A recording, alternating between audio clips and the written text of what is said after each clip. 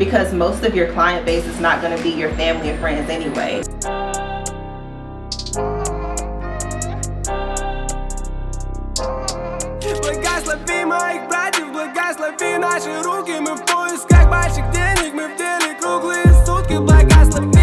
Radio show, man, they everywhere.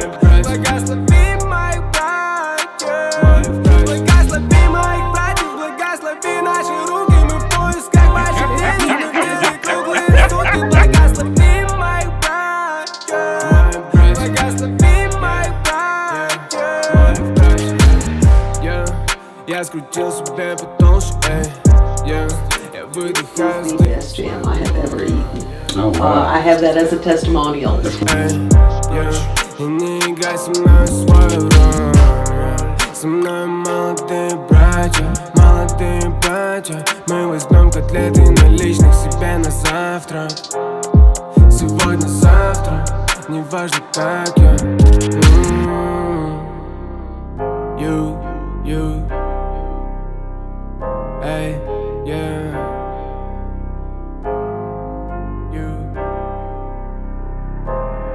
Благослови моих братьев, благослови наши руки, мы в поисках. Alright, y'all, tune in for Big Dot Radio Show, another episode. I'm your host, Andreas, and I have our special guest.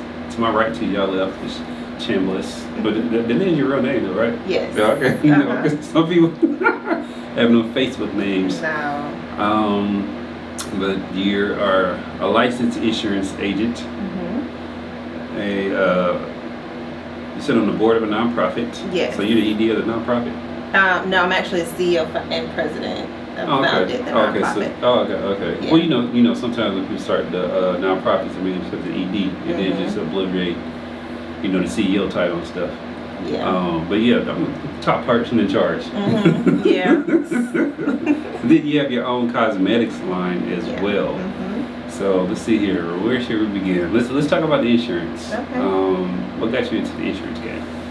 It's so funny. I always say like insurance, it founded me. So I was a young mom, and I was working in retail at Victoria's Secret. And this guy came up to me. I was helping him pick out a outfit for Christmas for his wife, and he was like, oh my gosh, like you pay such great attention to detail. You'll be great at a great insurance agent. So he was actually the hiring manager at Geico at the time. And he told me how to go and apply. I did. I got the job, and I did very well in sales. So yeah, that's how I got started. Was that the sales a natural thing for you? Yeah. Yeah, absolutely. You seem like a sales type person. I can sell ice water to a polar bear. Like, yeah, seriously. That's right. You're a salesperson. I love it. Yeah. People don't realize sales is really hard. Okay, so do you know about what is it? Like salesman, like I call it like the ratio or whatever, but the percentage out of like prospects. You familiar with all that terminology and stuff, or? Yeah. What do you mean, like? But there's a certain percentage that for every prospect or whatever. Like say, like for every 100 prospects, you probably like close like 10 of them or 12, whatever the case may be. Yeah. And it's like this salesman ratio or whatever, but it considers all industries. I know it fluctuates between industries and stuff. But what a lot of people don't get about sales is that you'll hear more no's than yeses. And you're not gonna like close at like the 80% or something like that. It's just so I actually just finished reading a book. It's called You Have to Go for No. So it's talking about like, and I've always been a person, I don't take no as rejection. So no just may mean not right now. And in Geico, they really like drove in our head like how to overcome objections. So like, what does no really mean? Like, do you not have the money right now? Like, would tomorrow be a better day? So I feel like being in sales has helped me become a better problem solver with like communicating and figuring out like what's behind that no. Yeah, I tell people no is another opportunity for yes. Yeah. That's my own thing about that. Yeah. Because I've done, I don't know if you can tell, I've done sales. Like customer service jobs, selling knives, retail, now selling ads and stuff like that, and selling myself, my own business, and all that, and then more marketing too, though. But then people don't understand the sales and marketing is different. Yeah. Like they overlap, but they're not the same. Okay, so what are some misnomers that people have about insurance? So I would say, back in the day, a lot of life insurance agents particularly got a bad rap for not being very trustworthy, like especially in the African American community. There were a lot of like insurance men. They'll come around and sell our great grandmas and grandmas the wrong types of policies. So I think nowadays just having a trusted person for insurance. Another thing is a lot of people think that just because they have insurance with their job or their employer that they don't need more. You always need to own your own life insurance. So whether you leave that job, you can make sure that you have coverage. I mean, it's so many things. Yeah, and I think I saw something where Walmart was buying insurance on employees when they were done and they were cashing in or whatever, and then the families are mad because Walmart had the policy. Everybody learned about that. Yeah, but it's actually super smart. Like people don't know, like for like a CEO, a company would purchase a life insurance policy on the CEO because if that CEO passes, they need to be able to replace that CEO. So I mean, Walmart's taking care of their business. It's up to us to take care of ours. No, I do. So why do you think people are hesitant to get into insurance, especially like life insurance policies and things of that nature? I think it's lack of knowledge for sure, a lack of understanding. Just where knowledge, where knowledge is taken away from, like the people perish. And I feel like, especially within the African American community, even like the Hispanic and Latino community, is not a lot of representation there. So I know like a lot of my counterparts, they're like trust fund babies, like they don't have to worry about things. This is like what they were taught as children. So I think for us it's kind of like breaking that narrative. Like instead of going to buy the Jordans, like you could have put that money into a UL for your child, and like your child would be a millionaire, like if you like just invested in the right way. So yeah. So how was it you getting into the industry? And it's I imagine it's still like is it still male dominated? It's super male dominated, but I am very driven, and so I've always kind of been the only girl, I would say in the room. Like when I left Geico, I went to State Farm. I was training to open my own agency, and I was not only the only girl, but I was the only black person there, and I was like 23 at the time. So I started young, but it's given me the confidence, and it's also just kind of helped me stand out, because men kind of come at it from an ego-driven, I gotta make so much money. Women are a little bit more compassionate. So like I'm selling to the actual need of my client, so that's why I'm able to do so well. So I like that approach. You're selling to the actual need of the client as opposed to just trying to stuff them with something that they know they can't afford, or they'll keep it for about a month or so and then turn around and cancel it. So now you're your own entity, correct? Yes. How was that transformation for you? Oh my gosh, it was so hard, but it's probably been the best thing that's ever happened to me. Just like being more accountable. You don't have a boss or superiors telling you have to get up every day to go to work, or you just have these bills that keep coming in, or you have children that you have to take care of, and it's just like, you just like eventually you gotta get up and go to work, and so you just really have to be self-motivated. So when you was pursuing that, how was first of all, was that your first venture out to like your own? Yes. Okay, so you're telling this to your network of folks, right? Family, friends, whomever. And what's the information that you're getting back from them? Or they're like, happy, yay, girl, go get it and everything, or I don't know if you should do that or whatever, or why would you leave that job? How was that transition for you? I think, I had a little bit of of everything. Mm-hmm. I feel like for me, I've always kind of been a very self-motivated person, so I really didn't need approval from anyone. So I had some people, some of my friends, they supported it and got insurance with me.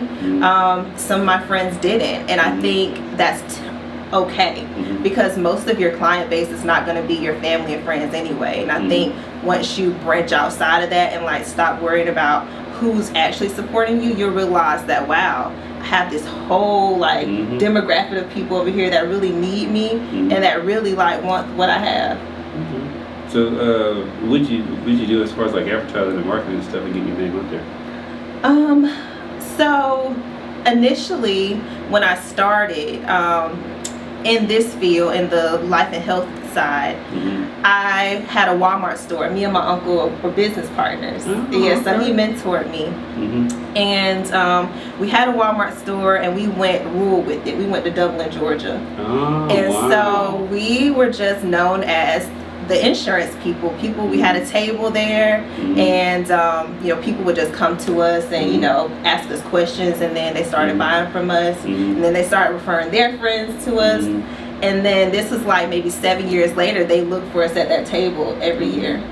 Yeah. That's what's up. So they had Dublin on lock. Yeah, we have it on lock. Oh, that, It's on not lock. had it, have it. It's on lock. That's present tense. Present tense. Yes. Okay, so as the entrepreneurial bug, you know what I'm saying, bit you and you started flourishing with it, so you started diving into other things. So what did you venture off to next? The cosmetic business or the nonprofit? So it's actually funny. So I come from a background of entrepreneurs, and so I've been around it my whole life. And so I actually started my first business when I was 6 years old. Okay. So it was called Bits. My dad had a restaurant off of Jeffersonville Road here in Macon. And I would sell huckabucks. If you don't know what that is, it's like these like frozen Kool-Aid cups. I would sell candy, chips, all of that. And he was always super supportive of that. So I did that, and any other like entrepreneurial ideas, like my family were always very supportive. And so with the makeup, I was always doing makeup. Even in high school, like in between classes, I'll be doing my friends' makeup. And so I think my senior year, I got booked for my first wedding. So I actually had already always been doing makeup. So I turned it into a business, I would say maybe like 21, when I was really, you know, serious about it. And I started my cosmetic line last year. So I would say maybe 11 years in, that's when I started Glam by Cham Cosmetics. Okay, so what's been the, like, you know, most difficult thing or something that you had to overcome with cosmetics, that line that most people wouldn't even think about? To be honest, I would just say in the beauty industry itself, it is super saturated. So, you know, when I started, it wasn't a lot of makeup artists there, but you know, you just have to be confident in yourself, really. And you know, even if someone else has a cosmetic line, you have to know that you're different. And I think for me, that's like been something that I always have to tell myself, like, it doesn't matter who all has a cosmetic line, who is doing makeup, like Glam by Cham is Glam by Cham. So don't compare it to other people. So with the line, are you going to, well, it's a service and a product, right? So the service side, are you looking to just be the main makeup artist who's providing the service? Or are you like looking to, you know, sign people up under the brand name? I get that question a lot, and it's so hard being an entrepreneur, because like when you have your business, it's like your business is kind of your baby. So I had a beauty bar at the Macon Indoor Flea Market, and so many people would come in and they wanted to work there, but I'm big on energy. So it's like, I know the vibe that I give to my clients. Everyone doesn't have the same energy and temperament as you. So in the future, possibly, but I think like I would prefer to kind of like do it myself and just do the cosmetics and like have that be its own big entity of its own. Okay. Yeah. So then what about the products then? So are you looking to, like, you know, get into where your main factory and selling to retail and stuff like that, or are you doing direct to consumer? Like, what's the plan with So the plan is to have it manufactured and to have it in retailers. Like that is my long-term goal. But right now it's just from I would say from business to consumer. So we just Okay. How receptive has the community been with it? It's been really receptive. We had a lunch party and that went very successful. Our first batch, like, it sold out. So like we've never had an issue with really keeping product on hand. Yeah, it's been really good. You just hitting out, checking. It's like you just going down the list. Yeah. Just checking out all these success stories and everything. Okay, y'all. So we're gonna get into some new music by artists featured, sent to us and everything. So y'all check out this artist and let us know. And any artists out there, if y'all want y'all music featured in future episodes, just hit us up, makeThatRadioShow@gmail.com. All the hoes twerking in the bathroom. All the hoes twerking in the bathroom. And so fat belly got room. And so fat belly got room. Throwing all this ass that's on me. Oh yeah. Throwing all this ass that's on me. Oh yeah. Throwing all this ass that's on me. Oh. Throwing all this ass that's on me. Oh. Standing in line and my feet hurt. Heels on, should've worn sneakers. Titties standing up in my t-shirt. Killing the whole Grim Reaper. Bad bitch, all the niggas want this. Bitch, I'm the truth, being honest. Alright, so you have the insurance, cosmetics, and now the nonprofit. What's the mission of the nonprofit and the name of the nonprofit as well? Yeah, so the nonprofit is called Operation Slay Cancer. We're a look good, feel better breast cancer nonprofit organization. So it started back in 2015 when my mom was diagnosed and treated with breast cancer. And as a makeup artist, like, I saw the kind of the confidence effects that it had with not only her, like the other women that were kind of going through it. So I'm like, what can I do? And there's so many organizations that are out there that cater to, whether it's white women or whatever, but there's nothing that is there for us, and with us as black women being the highest mortality rate for breast cancer, it's like, okay, we need something for us to not only like encourage us, to educate us, to empower us. So yeah, Operation Slay Cancer. How's it been going? Or is the community receiving it like they should? Or? Oh my gosh, it's like, it's a blessing, and it's so mind-blowing to me. Like every year, this is year 8, so every year just gets bigger and bigger. I mean, we have proclamations from the mayor. We have right now we're actually planning something super special, and I'm gonna have to come back and talk to you all more about it. But we're hosting a Jericho walk. The date is for October the 21st of this year, but it's just going to be a community walk of healing. It really kind of came to me, like, I'm very spiritual and kind of grew up in church. So I was reading the book of Joshua, and I was reading about the walls, or the march around Jericho, and around at the 7th time the walls came down, and I was like, and this was last year, year 7, and we had so many, like, we talk about like pros and cons and being in business. We had a lot that went on within our company last year and within our nonprofit. So I was kind of in a space of just like, okay, this is something God put on my heart, but like, when is the right time to do it? And then I got a call from, I sit on another board, but I got a call from one of my fellow board members. And she was like, Shania, there's a pastor that wants to put on a cancer walk, and I really want you all to connect.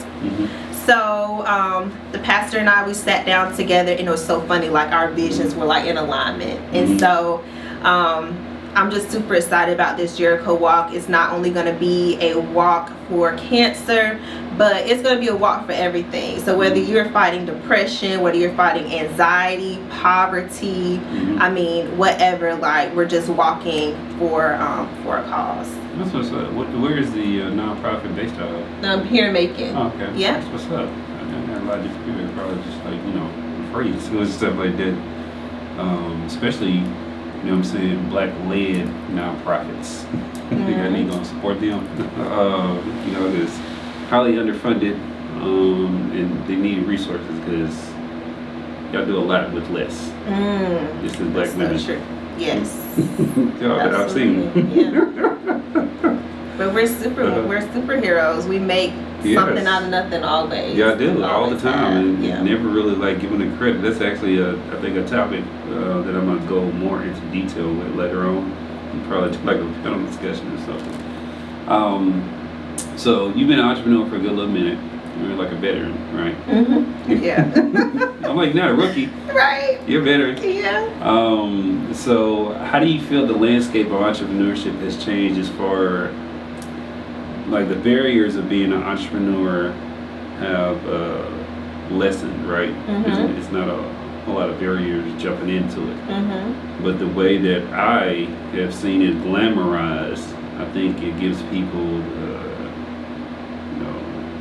misconceptions about entrepreneurship. Do you feel the same? Do you feel like, the new entrepreneurs coming behind you are really in it for the right reason, or a mixture? I think so. I think, depending on where you come in as an entrepreneur, like if you would have come in 10 years ago, all of the opportunities and the resources that are available now were not necessarily available. But I think with like all of the education and even like the motivation to become an entrepreneur, like Goldman Sachs, the investment bank in New York, they set aside $100 million for black women entrepreneurs.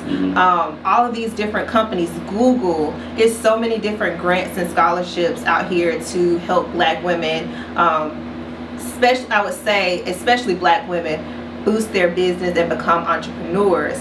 I feel like there are not enough resources for black men, but that's another topic. We get thrown away, right? Like trash, take them out and everything. Yeah. I go there where, systematically, things are placed, or it seems like things are placed. And I don't want to sound like a conspiracy theorist or whatever, but at the end of the day, it's like, like women in general, right? Just compare men to women, right? Women in general will get nurtured and have all these opportunities, right? Let's just say WIC, for example, and getting federal assistance. It's set up for a woman to get these assistance without a man in the household. And I'm like, and then like even like shelters and stuff like that. Let's say a man is being, beat on or whatever, and by a significant other or a woman. I'm like, you try to go to, a shelter, whatever, like looking at them like crazy. So I'm like, it's society just like set up weird with certain stuff. But but that is definitely systemic racism, and I'm definitely a conspiracy theorist. So we can talk conspiracies all day with me. But so I mean, it is glamorized, I would say, nowadays, but it's easy, like the week get faded out really quickly, because like once you hit that first like hard streak and you're just like the money's not coming in like you thought it, or even if you went and got that business loan and the capital is gone, it's just like, oh shoot, like what do I do now? Exactly. So either you're gonna go back to work, or I tell people it's not for the faint of heart, because this is something we wake up and we like eat it, we breathe it, we live it. Like there's moments where I wake up like 2, 3, 4 in the morning and I'm writing down ideas. I was like, oh man, I gotta write it down. I gotta write it down now before I go back to sleep and I wake up and I lost it. So I can get excited about, going throughout my day and setting that idea in motion. And knowing that, what I'm saying, it might not bear any fruit until like, 3, 4 months later. And that's, the risk that we take or whatever, but it's also the joy and satisfaction that we get, and when we do execute and it does pan out right, and then we do get all the recognition, the financial gains from it, or whatever the case may be. So I imagine in your career as an entrepreneur, you've gotten to the point to have people come up to you and be like, hey, you inspired me because I've seen your journey, and it inspired me to go and start my entrepreneur journey. Yes, absolutely. It's so funny, like about a month or two ago, I was in Walmart, and this random guy just came up to me and was like, Miss Chambliss, like, you're such an inspiration to me. Like, I really appreciate, you know, all you do in the community and all of that. But it was just kind of an eye-opener, like, okay, like, people are really out here watching you and, you know, paying attention. They be watching. Yeah. They might not like. Yeah. They might not share. They might not comment. Yeah. But they be watching. I'm like, you can see it in analytics. I tell people all the time. Like, I see the watch, whatever. I just want people to participate in sharing, and especially people you can tell, like, you know, who are passionate about their business, right? Who, you know, I'm sure you go above and beyond when you're doing business, regardless of what business you're doing it in. You know, there's some that are in it just for the money and whatever, and you get that sense when you deal with them as a consumer. But the ones who are really passionate about, I want people to really support them, because the bigger you get, first thing you're going to have to do, you're going to have to hire more people. Right? Yeah, absolutely. And they have a direct impact, and you have a direct impact on wherever you are. Yeah. You know what I'm saying? Here in Macon or whatever, you can actually employ people that other people probably necessarily wouldn't consider employing, and give second, third, or fourth chances to. Yeah. That they wouldn't be able to. And I'm like, we gotta realize, you know, supporting small businesses that are really passionate, especially black businesses, is the best thing you can do. Because we get to directly impact the economy in that way. Let's see, I'm trying to think. Was there anything that we missed? No, but I was gonna touch on what you were just saying about people who are just in it for the money. Like, you know, I'm like very service based, and you can tell, like, with my nonprofit, like, even my nonprofit will do that, and it kind of connects to my makeup business. Like, we'll do like 30 free faces, or if your business, or if you're not so passionate about your business to where you can give it away for free, then I feel like you're in it for the wrong reasons. Absolutely, your price is your price. I don't have people negotiate my price, but it's okay to give back. Like, you have to, like, really sow seeds.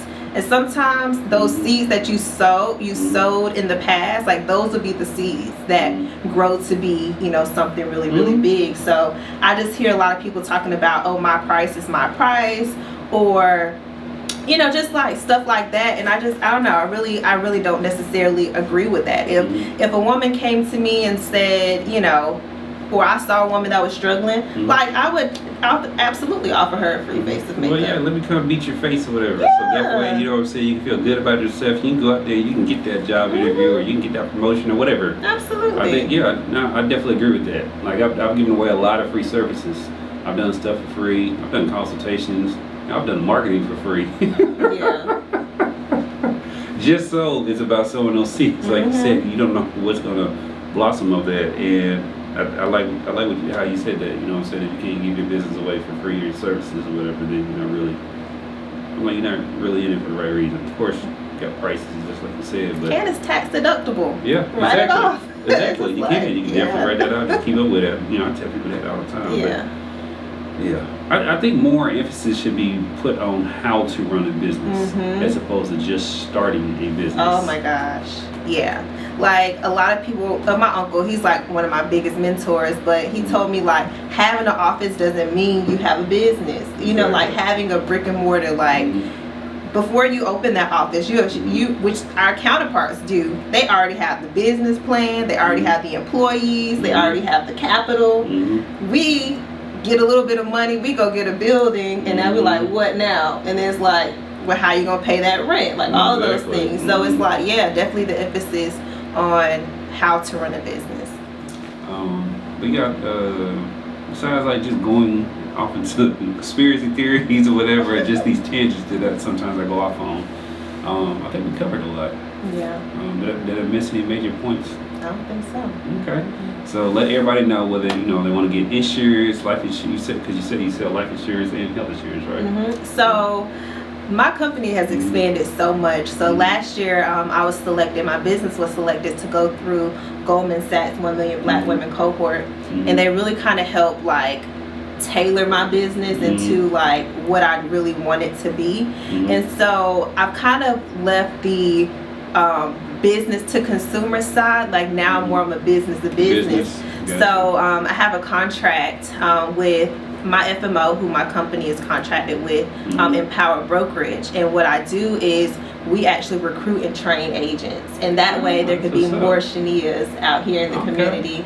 Yeah, because it's not that many. I can't service that many people, but if I can train agents in Atlanta and Augusta, in Valdosta, you know, more people can be served. So you can find any information about that at just shaniachambliss.com. You can go there to, you know, request an appointment, an insurance appointment. I still do take insurance appointments, and you also can go there to request more information on becoming an insurance agent. I really encourage people to get their insurance license just because of knowledge. You know, it's a great way. Yeah, it's like a $150 investment, but I mean, you can write yourself free life insurance, you know, or you can go and write all of your family up life insurance and make commissions. So it's just an easy side hustle.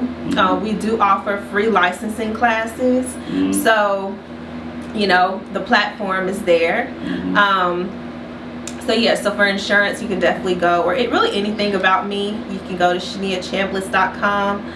My makeup business, Glam by XO Cham, you can go online to book an appointment with me. You can also go there to shop my cosmetics, so Glam by XO Cham Cosmetics is on that site as well. And then lastly, Operation Slay Cancer. You can go and get more information about Operation Slay Cancer and all of the things we're doing in the community at operationslaycancer.org. So with the makeup, do you ever do like the Halloween stuff? No. I'm more of a glam girl, like, so I don't care about all the special effects. That's a little weird to me. Yeah, I'll leave that to other people. I'm thinking about dressing up for Halloween, whatever. Yeah, I mean, like I'll dress up for Halloween, but it'll always be like in a glamorous way, like not in a gory way. Yeah. No. I love it though. So yeah, make sure if you want to become an insurance agent, more information, learn about the cosmetics business, get those products and services, or support the nonprofit. Yeah, make sure y'all go and support. Do people be chopping up your name? All the time. All the time. I meant to ask you that earlier, whatever, because I could tell that by the way that it's spelled. I was like, yeah, that name gets butchered all the time. So yeah, I get Shania, Shayna, all types of things, but it's actually Shania. So Shania Chambliss is my name. So y'all make sure y'all go and support Miss Shania Chambliss in all her endeavors and keep, you know what I'm saying, supporting these black businesses. And for always, thank y'all for tuning in, for watching these interviews. And if you have not, go and look at the website and also download the app. The app is relaunching though. It's being worked on, more features and all that stuff. So once I get that, I'll make sure y'all know about that. But appreciate everybody for tuning into the Baked Out Radio Show. And thank you, man. Thank you very much for having me. This has been fun. Мы возьмем котлеты наличных себе на завтрак. Сегодня-завтра, неважно как я. You, эй, yeah.